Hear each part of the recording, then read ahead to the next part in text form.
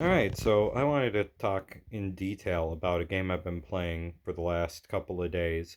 I purchased it about a year or so ago. It's called Exiled Kingdoms, and I purchased it on my phone, which I only found out very recently. It's also on Steam. It's an RPG indie, and it's massive. I know on the phone version you can get a demo version where you can play as either the warrior or the rogue class and get to go through 30 maps. So it's isometric, so they kind of look like diamond shaped areas. And 30 is actually quite a lot considering that there's pretty massive size, and then there's some of the maps have dungeons in them. So you start the game choosing one of four classes if you are playing the full game. You've got the warrior, the rogue, the cleric, and the mage. And they're all fun to play as. Then you have the different difficulty settings. You've got normal, hard, casual, and story. And even on story mode, the game can kick your butt. It's not the easiest RPG to play, but it's a lot of fun. And then you have a skill tree that you can learn from as you level up, and you can increase your different stats. And it's a whole lot of fun playing all the different classes and seeing exactly what you can do. With the warrior, you have the highest health and the most physical attack power, and you can choose between one-handed or two-handed weapons. With the rogue, you get a bow, or you can use knives and some swords. And then with the cleric, you're really good with maces, but you also have healing magic. And the wizard, which has a lot of really good spells, is a glass cannon. Um, when I first was playing it, I played as a wizard, and I went with the summoner build. So you learn different spells to summon monsters to fight alongside of you, so that way you have them as protection. Um, but it makes you a glass cannon, and some of the enemies are pretty powerful. And your summons don't gain levels, they are stuck at whatever particular level they're at. The only way to power it up is if you increase that skill, but there's a limitation. So, with your earliest monster, which is an imp, the max level is 4. And that really gets not it isn't very useful later on.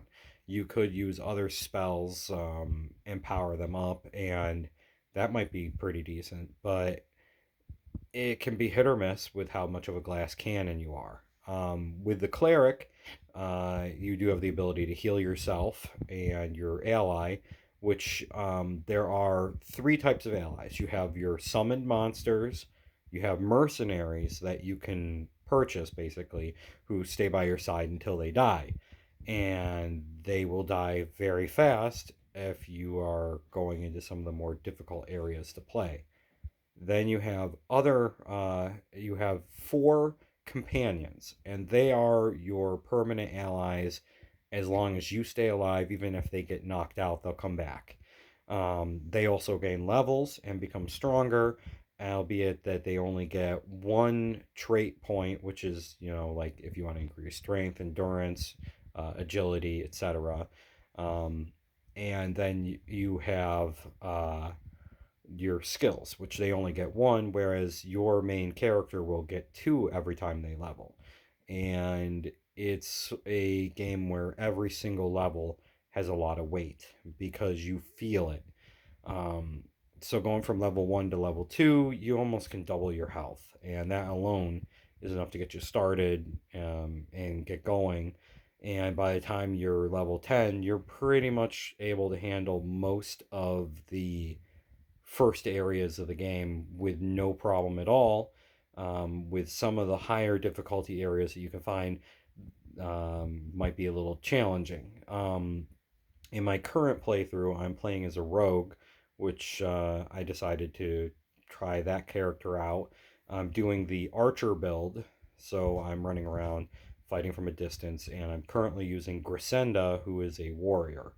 There are I've gotten two additional companions I can choose from, but you can only have one at a time, and they're the I have the rogue and I have the cleric, but I haven't gotten the wizard companion yet. Um, but I have only explored about half of the world right now with this character. And like I said, the thing that made this game a lot of fun is that it's an indie RPG. When I bought it on the phone, it was $5. And I think that on Steam, it's like 7 or 8.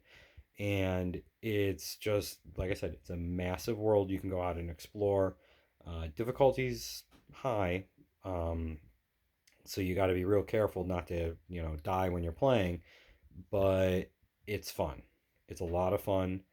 And one of the other things is that in every town there's a town hall. You can do basically regenerating quests or whatever. Like they're auto made quests that they repopulate every so often, and you can also do this different story quests and everything else by going around and finding different people who need them, and those are more detailed rather than just go find this item or go kill that thing. There might actually be some difficulty. And then you have the different guilds. So you have the warrior guild, the thief guild, the wizards guild, and then you've got the clerics.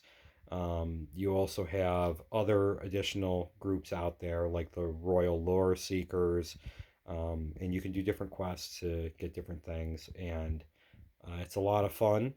And you know, try it for free on the phone if you wanted to check it out, and then if you think it's good, you can pick it up either on Steam or you can buy it on the phone. I didn't know at the time it was on Steam, but it's not like a really high difficult game, like not high difficult. It's not a demanding game on your computer because it is, like I said, it's indie. It's got sort of like a Super Nintendo, but not like 8-bit look. But it's fun, and I would suggest checking it out.